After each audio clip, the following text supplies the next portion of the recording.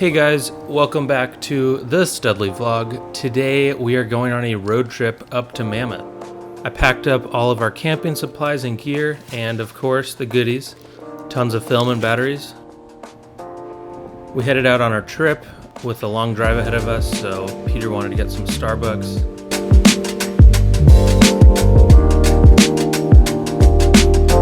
So we headed out, and it is a long drive. It's about 240 miles from my house, so it turned into a 6 to 7 hour drive. But we stopped at some cool places on the way. Also saw some random guy on the side of the road.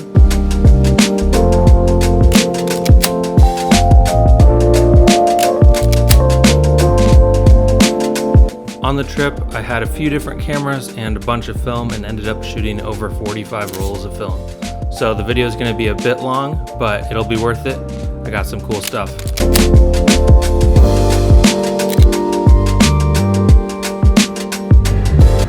We were cruising down the 395 and we stopped off over at the Red Hill, which is right off Cinder Cone Road.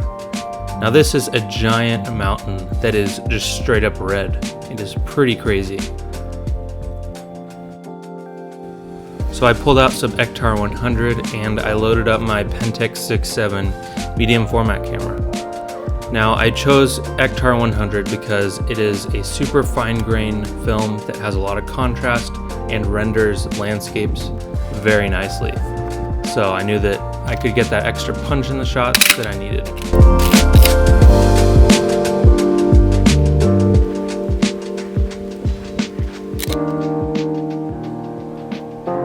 We hiked up this mountain to get over the hill so that we could see the giant mountain.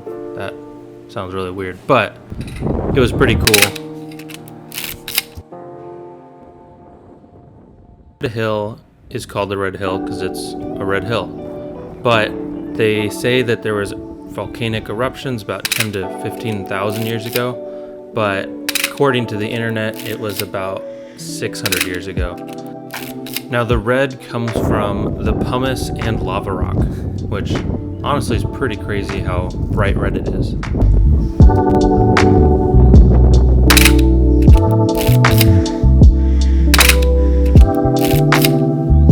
I tried to shoot some vlog style video, but the audio was so bad because it was so windy that nothing came out.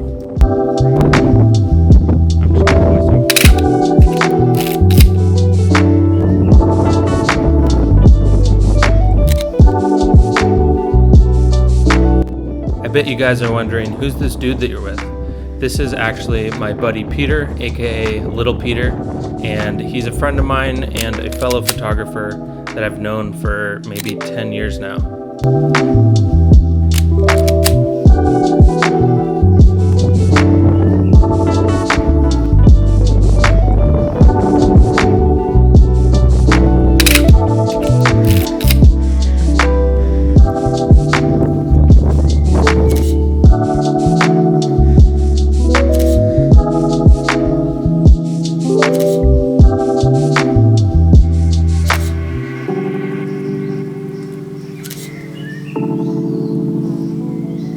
So we headed back on the 395 towards Mammoth Lakes, and this drive was actually super hot.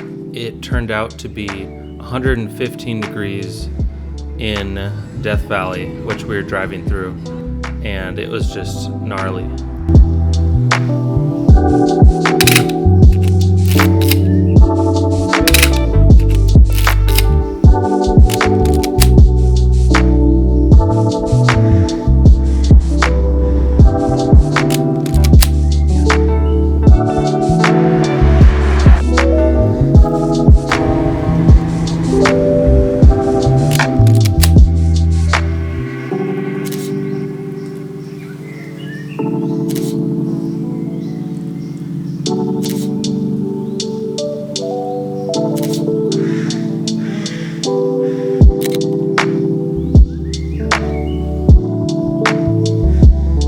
We were driving and CHP had flown past us, and we were like wondering what had happened, and about a few miles later we showed up and drove past this, which was a truck that was towing a massive trailer, that had flipped over, and yeah, it was pretty crazy.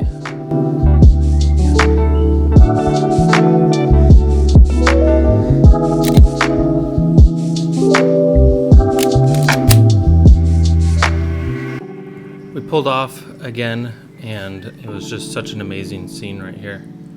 So I took a few shots.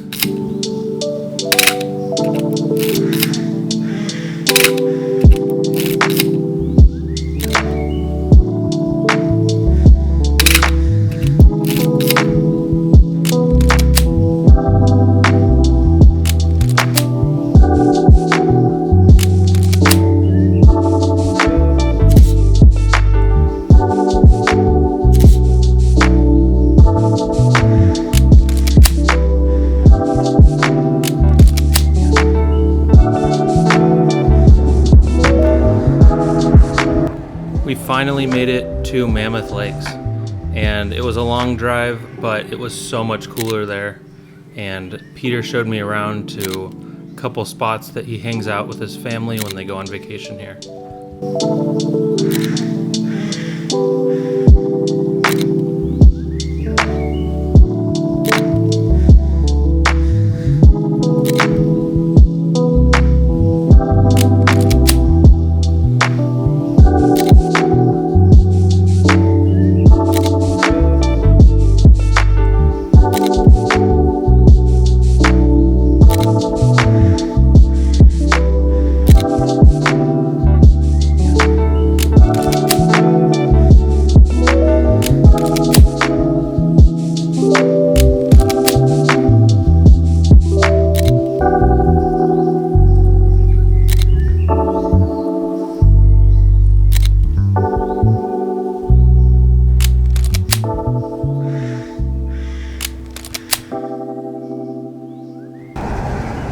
So this was actually my first time ever visiting Mammoth.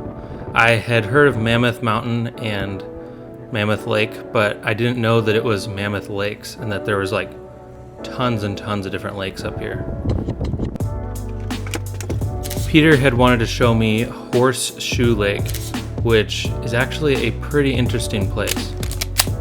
Back in May of 1989, there was a bunch of different earthquakes that had happened, and it actually changed the landscape of the lake. They noticed a bunch of different trees starting to die, and they later found out that there was super high concentrations of carbon dioxide, CO2, and there was over 100 acres of dead trees and dying trees up there. Because of this issue, you're not allowed to camp or stay in that area for too long. Pulled over and stopped off at this amazing view, which shows off a bunch of the different lakes in Mammoth.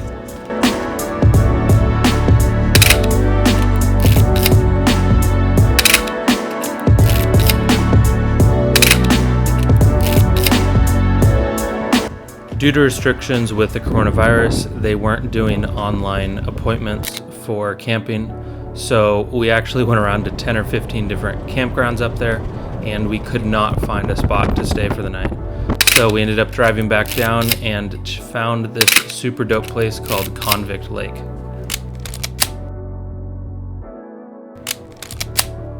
Luckily, there was 2 or 3 spots available, so we were able to find a spot for the night. And we got to our camping area, and there was a deer like 10 feet away from me. And living in the valley, you don't really see deer or animals too much. So it was pretty cool getting to be so close to these deer, and I got a few shots.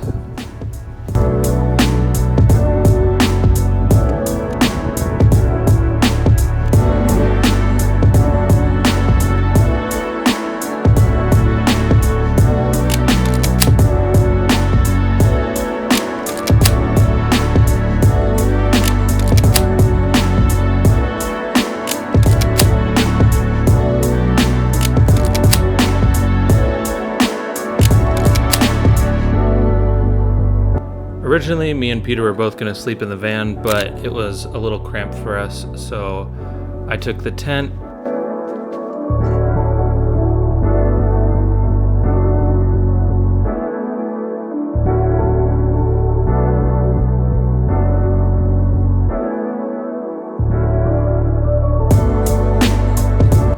After setting up the tent, I started the fire, and we just kind of ended up chilling for the rest of the night.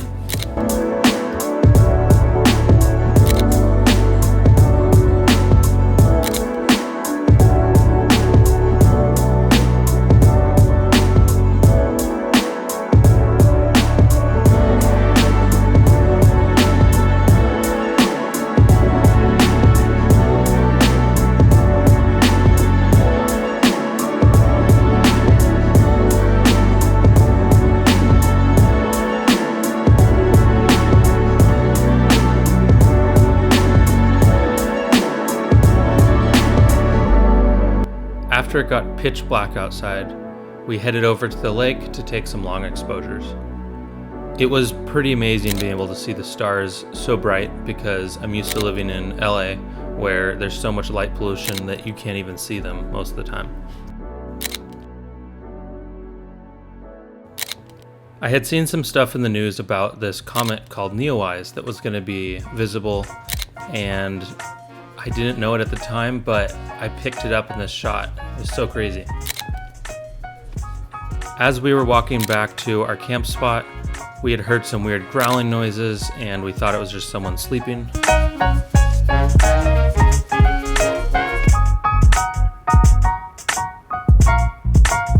The next morning, we woke up and we overheard the neighbors in the campsite next to us talking about how there had been a bear in their campsite and in our campsite. So yeah, it was just a little bit crazy finding that out after. Especially since I was in the tent.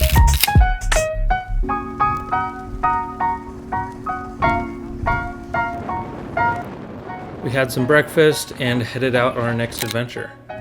Peter wanted to show me around the area, so he took me up to the Twin Lakes and we went on a hike.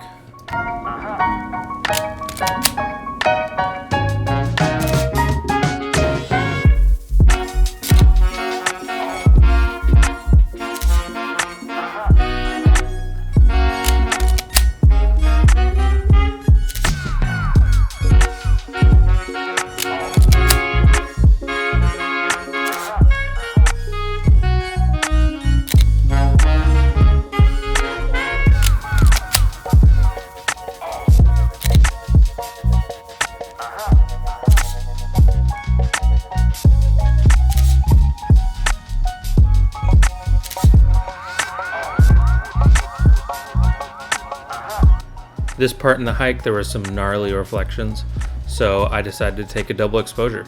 So I shot one on my Fuji and then one on my Pentax. So this is the digital one, and here's the film. And this is just a cool comparison between both of them.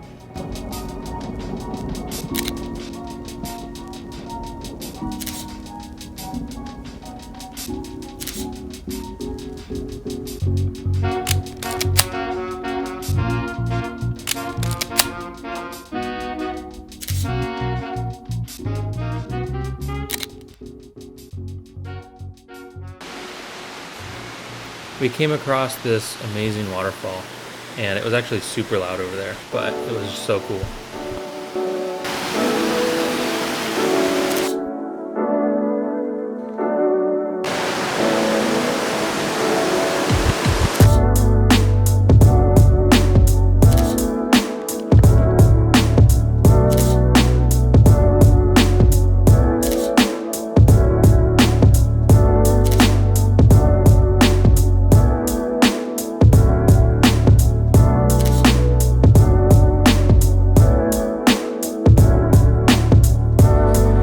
Peter had been scouting out an area so that he could do some slacklining across the trees, and then he decided that he'd like to do it across the water.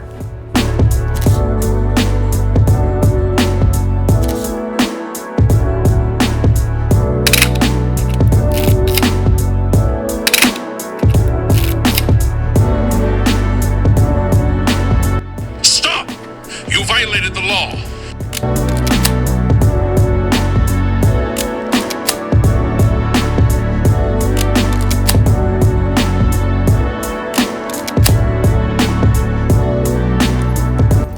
Peter had found a spot where he wanted to go slacklining, so we grabbed our gear and headed back over.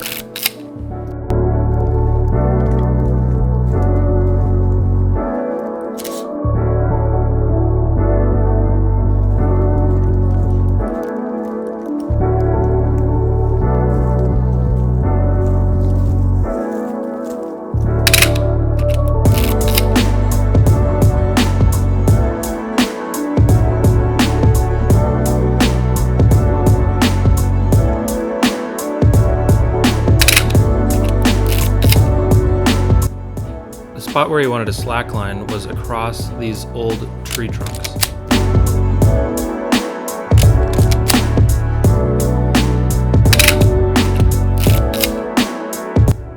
After 20 minutes or so, Peter realized that his cord wasn't long enough to connect the two solid branches that he wanted a slackline across. So we ended up just scrapping it and saving it for later.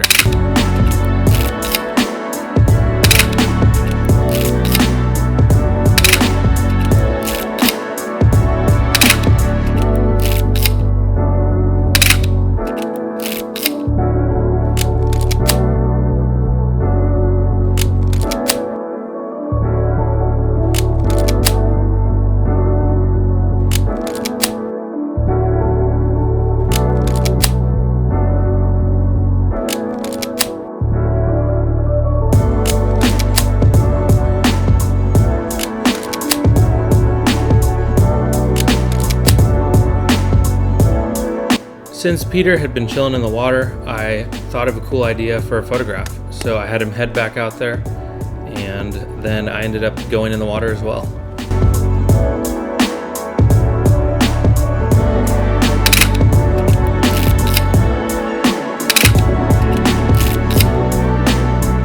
The water was pretty cold and it started to rain, so we headed out and went back to a spot we had gone to earlier in the day. And I brought my Pentax 6.7 with me this time since I wanted to get a higher quality photo. So hopped out there with my 105 and my 55mm lens. Took some shots.